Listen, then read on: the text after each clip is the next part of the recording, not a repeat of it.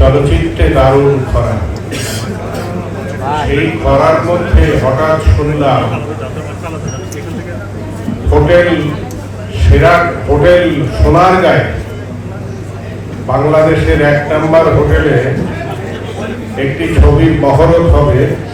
ছবিটির নাম গুলশানের চামেলি। ছবিটির পরিচালক আমার ছোট ভাই ইকবাল।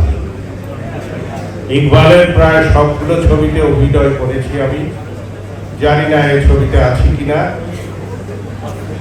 যদি থাকি তাহলে ভালো লাগবে কাজ করতে। কয়েকটা দিন অন্তত চলচ্চিত্রের মানুষদের মধ্যে গল্প গুজব করে সময় কাটবে। এখন দিনের শেষ, চলে যাবার সময়। লোকটা সামলাতে পারছি না, একটা অপকর্ম করে ফেলেছি।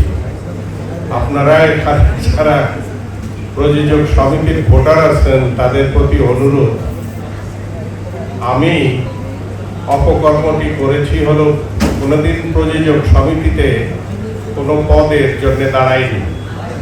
এইবার ইসি কমিটির একজন মেম্বার আমাদের গুলজার এবং খোরশেদ আলম খসরু এবং শামসুল আলমের প্যানেল থেকে আমি একজন ইসি কমিটির মেম্বার হয়ে হওয়ার জন্য দাঁড়িয়েছি। আপনারা আমাকে দয়া করে ভোটটা দেবেন, নিরাশ করবেন। এই বয়সে আমাকে হতাশ করবেন না, কষ্ট দেবেন না। গুলশানের চামেলি, আমি গল্প জানি না, তবে আমি ডিরেক্টরকে জানি। ডিরেক্টর ইকবাল খারাপ গল্প নেবে না, খারাপ ছবি বানাবে না, এই ভরসা আমার সম্পূর্ণরূপে ইকবালের প্রতি আছে। এবং গল্পটি নিশ্চয়ই গুলশানের চামেলিতেই রয়েছে অনেকটা চমক। গুলশানের চামেলি নামের মধ্যে দারুণ আর্ট এবং বাণিজ্য সমৃদ্ধ একটি নাম রয়েছে।